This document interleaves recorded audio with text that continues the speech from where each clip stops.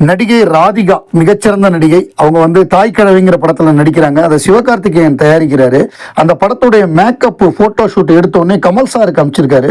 அதை பார்த்துட்டு கமல் சார் ரொம்ப இம்ப்ரெஸ் ஆகி, பிரமாதம், இந்த மாதிரி வேற யாருமே பண்ண சான்ஸே இல்லைன்னு சொல்லி ராதிகாக்கே ஃபோன் பண்ணி பாராட்டியிருக்காரு. அப்போ அவங்க உடம்பு சரியில்லாமல் டெங்கு ஃபீவரில் ஹாஸ்பிட்டலில் இருந்திருக்காங்க. ஸோ இதை கேட்டோன்னே அவங்களுக்கு ஹாப்பியாக. அப்புறம் ட்ரெய்லரை பார்த்துட்டு இந்த மாதிரி ஒரு நடிகை பிறந்து தான் வரணும், சான்ஸே இல்லை, ஷீ இஸ் த பெஸ்ட்னு ஸ்ரீபிரியாவுக்கு கூப்பிட்டு பாராட்டியிருக்காரு. அதை கேட்டவுடனே எனக்கு பறக்கிற மாதிரி இருந்தது. ஏன்னா கமல் சார் எவ்வளோ பெரிய நடிகர், அவரே என்னை பாராட்டியிருக்காருங்கிறது சந்தோஷமாக இருக்குன்னு.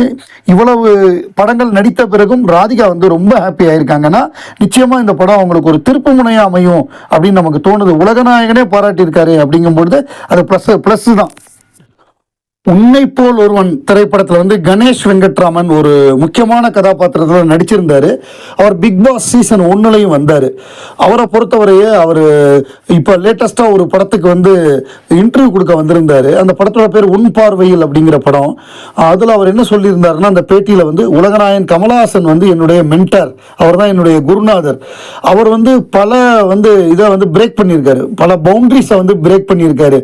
அவர் வந்து ஒரு நடிகர் மட்டும் கிடையாது, அவர் வந்து ஒரு ஒன் மேன் யூனிவர்சிட்டின்னு சொல்லலாம்.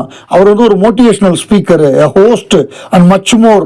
Is a visionary who is always a head of his டைம்ஸ்ங்கிறாரு.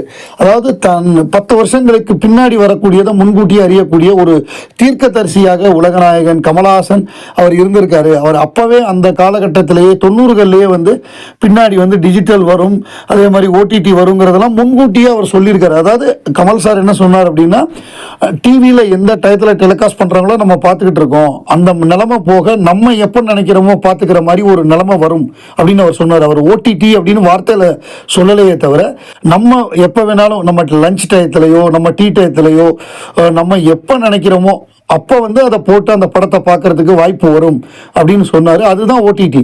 ஏன்னா முன்னாடிலாம் டிவியில் ஞாயிற்றுக்கிழமை படம்னா நம்ம உட்காருவோம், அவங்க வந்து 2 மணி நேரம் படத்துக்கு 3 மணி நேரம் அட்வர்டைஸ்மெண்ட் போடுவாங்க, 6 மணி நேரம் ஓடிக்கிட்டு இருக்கும் அது. பட் இப்போ நம்ம நினச்சோம்னா நம்ம எப்போ நினைக்கிறோமோ லஞ்ச் டைம் பிரேக்கில் வந்து ஒரு எபிசோடு பார்க்க முடியுது. அந்த மாதிரி நம்ம இதை வந்து அப்போவே சொன்னவர் உலகநாயகன் கமலஹாசன் அப்படிங்கிறத வந்து Ganesh Venkatraman Kamal Haasan is my mentor அப்படின்னு சொல்லியிருக்கார்.